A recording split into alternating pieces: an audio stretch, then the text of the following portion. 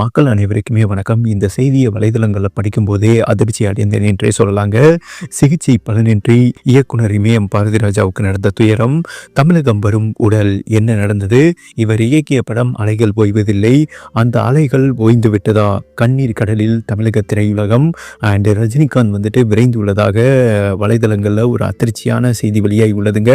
தமிழ் சினிமாவிற்கு இது ஒரு பெரிய இழப்பு என்றுதான் சொல்லணும். கிராமியப்புற வாழ்க்கையை நகர பார்வையாளர்களுக்கு எடுத்துக்கொண்டு போன ஒரு பெரிய டைரக்டர் என்றே சொல்லலாம்.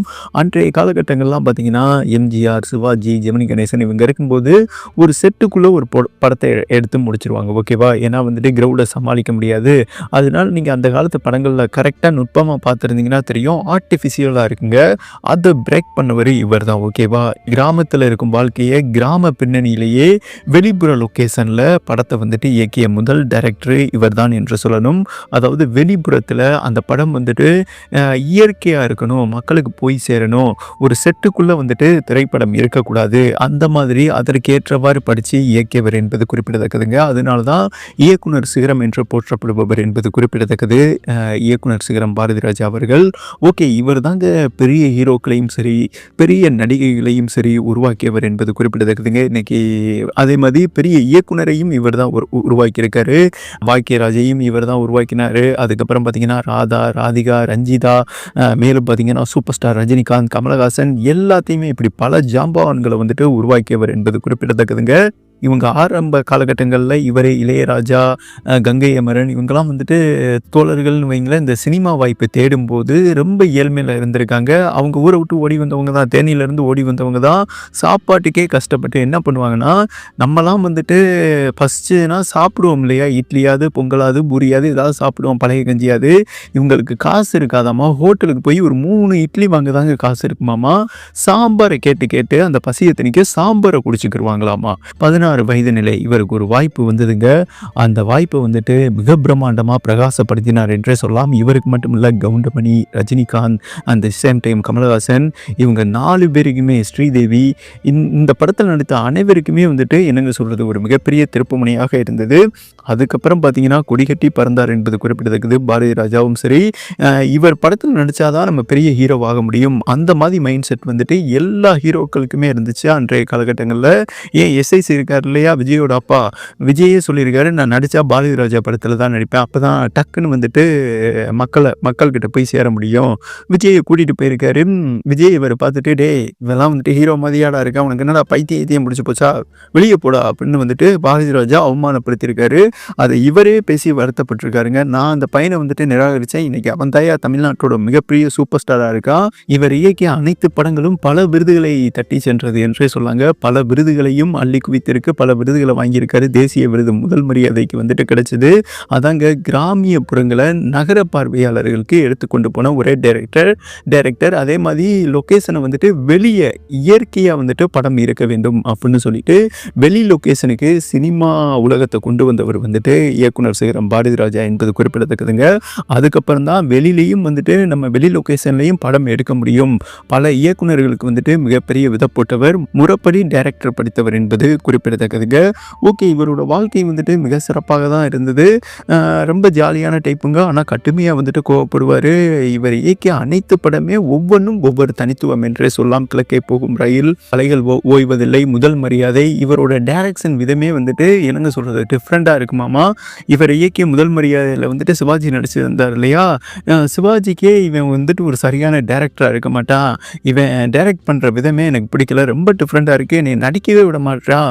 ஏன்னா சிவாஜி பல டைரக்ஷனில் நடிக்கக்கூடியவர். ஓகே, அந்த மாதிரிலாம் நடிக்கக்கூடாது, இயல்பாக இருக்கணும், நடிக்கிறது தெரியக்கூடாது. இவரை பொறுத்தவரை பார்த்தீங்கன்னா, நம்ம இப்போ பேசிக்கிட்டு இருக்கோம்ல, அந்த மாதிரி தான் சினிமா இருக்கணுமே தவிர ஓவர் ஆக்டிங் பண்ணக்கூடாது.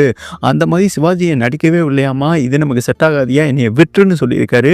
சார், நீங்கள் அவுட்ஃபுட்டை பாருங்கள், திரைக்கு வந்ததுக்கப்புறம் பெரிய லெவலில் பேசப்படுவீங்க அப்படின்னு சிவாஜி கிட்ட கெஞ்சி தான் அந்த படத்தை நடிக்க வச்சிருக்காரு.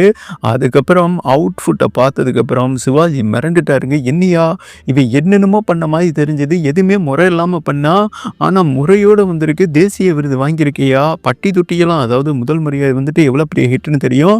அண்ட் சின்ன பையனா இருந்தாலும் சிவாஜி வந்துட்டு காலில் விழுந்துட்டாராமா. இப்படி ஒரு இயக்குனர்கிட்ட வந்துட்டு நான் பணியாற்றியதே கிடையாது இத்தனை ஆண்டு காலத்துல அப்படின்னு வந்துட்டு பேசியிருக்காருங்க, பாராட்டியிருக்காரு. இப்படி இவரோட வாழ்க்கை எல்லாமே வந்துட்டு பாசிட்டிவா தாங்க நடந்தது. இவரோட வாழ்க்கையில ஒரு மிகப்பெரிய பின்னடைவு எங்கே ஏற்பட்டது என்றால் 2025 இந்த ஆண்டு தாங்க. இவங்க பையன் 2025ஆம் ஆண்டு மனோஜ் என்னங்க சொல்றது, சிறு வயதில் 48 வயதில் வந்துட்டு காலமானாருங்க. அது மட்டும் இல்லாமல் அவருக்கு 35 வயதிலேயே ஹார்ட் ப்ராப்ளம் ஏற்பட்டுருச்சு. அப்பா வந்துட்டு புகழின் உச்சத்தில் இருந்தார். நம்மளும் வந்துட்டு பெரிய நடிகர் ஆகணும் அப்படின்னு வந்துட்டு திரைத்துறைக்கு ஆசைப்பட்டு வந்தவர் தான். இவர் உருவாக்குனவரும் வந்துட்டு திரைத்துறைக்கு கொண்டு வந்தவர் தாஜ்மஹால் பாரதி ராஜா தாங்க இயக்குனாரு. பெரிய பொருள் செலவில் வந்துட்டு அந்த படம் எடுக்கப்பட்டது. ஆனால் மிகப்பெரிய லாஸுங்க. மகனை வச்சு ஏகப்பட்ட இழப்பை சந்திச்சாரு பாரதி ராஜா. அதுக்கப்புறம் வந்துட்டு டைரக்ஷனையே விட்டுட்டு குணச்சித்திர வேடங்கள்ல நடிக்க ஆரம்பிச்சாருங்க. இவர் நடித்த படங்கள் அனைத்துமே ஹிட்டு. திருச்சிற்றம்பலம், தனுஷ், பாரதி ராஜா இவங்க காம்போலாம் வந்துட்டு வேற லெவலில் பெரிய திரையில் வந்துட்டு ஒர்க் அவுட் ஆனது என்பது குறிப்பிடத்தக்கது. அதுக்கப்புறம் தன்னோட மகனோட கனவு என்ன, நம்மளை மாதிரி பெரிய ஆள் ஆகணும், சரி ஏன் துறையவே நீ எடு அப்படின்னு சொல்லிட்டு டைரக்டும் பண்ண ஆரம்பிச்சாரு. சாகிறதுக்கு முன்னாடி ஒரு படம் எடுத்தாருங்க. பட் அந்த படம் வந்துட்டு திரைக்கு வராமல் மிகப்பெரிய ஃப்ளாப்பு. இந்த டிப்ரெஷனில் தான் அவர் ஆரம்பத்துல இருந்தே நம்ம அப்பா மாதிரி சாதிக்க முடியலைன்னு சொல்லிட்டு மது, சிகரெட்டு, புகையிலை இந்த மாதிரி போதைப் பொருளுக்கு வந்துட்டு அடிக்ட் ஆனாருங்க. இது அவர் ஹார்ட்டை வந்துட்டு மிகப்பெரிய லெவலில் பாதித்தது என்றே சொல்லலாம். 35 வயதிலேயே இவருக்கு மிகப்பெரிய சர்ஜரி செய்யப்பட்டது. இரண்டாவது முறையாக 48 வயதில் ஓப்பன் சர்ஜரி செய்யப்பட்டு இனிமே நல்லா இருப்பாரு அப்படின்னு டாக்டர்கள் அனைவருமே சொல்ல இவரும் நல்லா இருந்தாருங்க. ஒரு வாரம் நல்லா இருந்தாரு. அவங்க அப்பா வந்துட்டு செம்ம ஹாப்பிங்க. மகன் மேல உயிர். மகன் தான் பாரதி ராஜா அவர்களுக்கு மிகப்பெரிய கடவுள் மாதிரி. ஒரே ஒரு பையன் தாங்க. அந்த பையன் என்ன நினைக்கிறாப்லையோ அதை வந்துட்டு பாரதி ராஜா உடனே செஞ்சிருவாரு. அந்த மாதிரி கேரக்டர், ஓகேவா? ஏன்னா ஒரே ஒரு பையன் தானே. பையன் தாங்க தகப்பனுக்கு வந்துட்டு கொல்லி வைக்கணும், அதுதான் முறைப்படியான சம்பிரதாயங்கள். ஆனா இவங்க குடும்பத்துல வந்துட்டு அது அப்படியே தலைகீழாக நடந்தது. மகனுக்கு தகப்பன் கொல்லி வைக்கிற சூழல் ஏற்பட்டதுங்க. அந்த ஓப்பன் சர்ஜரி பண்ண பிறகு ஒரு வாரம் நல்லா இருந்தாரு. திடீர்னு ஹார்ட் அட்டாக் ஏற்பட்டு ஆன் த ஸ்பாட்டே வந்துட்டு மனோஜ் அவர்கள் இறந்துட்டாரு. இந்த இறப்பை வந்துட்டு அவரால் ஏற்றுக்கொள்ளவே முடியலைங்க. கால் பண்ணி சொல்லியிருக்காங்க, இந்த மாதிரி உங்க மகன் இறந்துட்டாருன்னு. அந்த சுச்சுவேஷன்லேயே அவருக்கு பிரெயின் என்ன சொல்கிறது, ஹோமா நிலைக்கு போயிட்டாரு. அதையும் மீறி தான் தன்னோட மகனுக்கு வந்துட்டு கொல்லி வைக்கிற சுச்சுவேஷனில் அவருக்கு வந்துட்டு மூளை பாதிச்சிருச்சுங்க. காரில் உட்காந்து தேமி அழுதி அன்கான்சியஸ் போய் ஹோமா நிலைக்கு போயிட்டாரு. அண்ட் அவரால் சுவாசமே விட முடியலை. என்னால் இங்கே இருக்கவே முடியாது, இங்கே இருந்தேன்னா என்னோட மகனோட நினைப்பே என்னை அழிச்சுன்னு சொல்லிட்டு ஹோமா நிலைக்கு போயிட்டாரு. 86 வயதுங்க. பட் இந்த சூழலில் பார்த்தீங்கன்னா அவருக்கு ஆல்ரெடி சுகரு. இவருமே மது சாப்பிடுவார் இல்லையா, லங்ஸ் வீக்கு, கிட்னி வீக்கு, இவருக்குமே வந்துட்டு ஏகப்பட்ட உடல் உபாதைகள் வந்துட்டு இருக்கு. மேல்நாட்டில் இவரை மருத்துவமனையில் தீவிர சிகிச்சை வார்டில் வந்துட்டு கடந்த ஒரு மாசமாவே வந்துட்டு அனுமதிச்சிருந்தாங்க, சிகிச்சை பெற்று வந்தாருங்க.